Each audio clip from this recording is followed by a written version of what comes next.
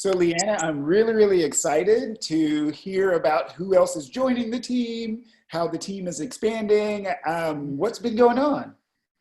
So we're going to be introducing over the next couple of months all the key players and therapists that are going to be involved in Kids Braintree.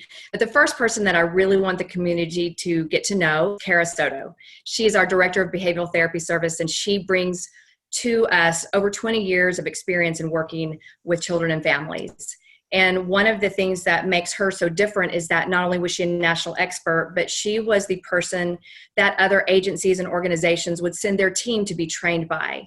And as we are growing and developing, we have also developed some really great ways of doing therapy that are really specific to Kids Braintree. And one of those is an empowered caregiving model. And basically what that means is that we're always going to work with the family. We always want to focus really on empowering the parent or the caregiver. And so that's going to be based a lot on the philosophy of acceptance and commitment therapy and relational neuroscience. So that means that we train others who are working with the child to understand how the brain works and the physiological basis for understanding how people act and react within relationships, what parts of the brain are wired to reduce threat and danger and seek security, and also those parts of the brain on how we establish mutuality and loving connections. And that's, that ability to understand how we access those parts of the brain is why we do what we do, because that fosters secure attachment. And it also, we really work with the biology of regulation and co-regulation.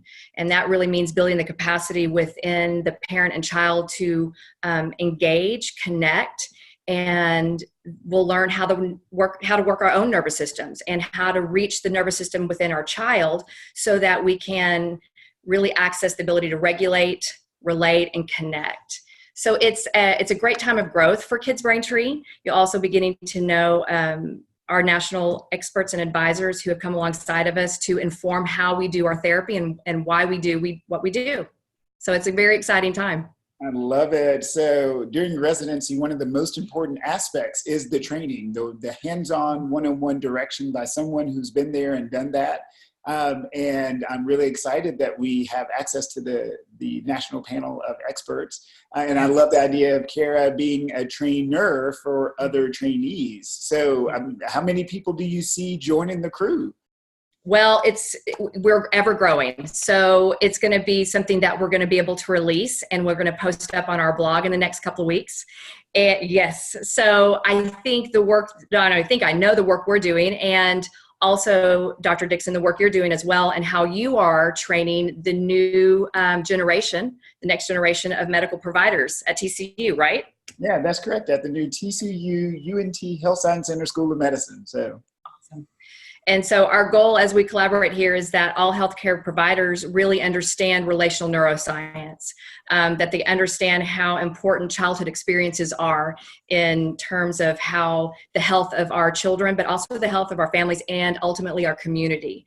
So with endeavors like Mindful Fort Worth that we're going to be talking more about, Fort Worth is going to be setting the standard pretty high in terms of progressive caregiving. And I say caregiving because that's beyond mental health, right? I mean, so we're really gonna like kind of bust through some doors of some myths, right?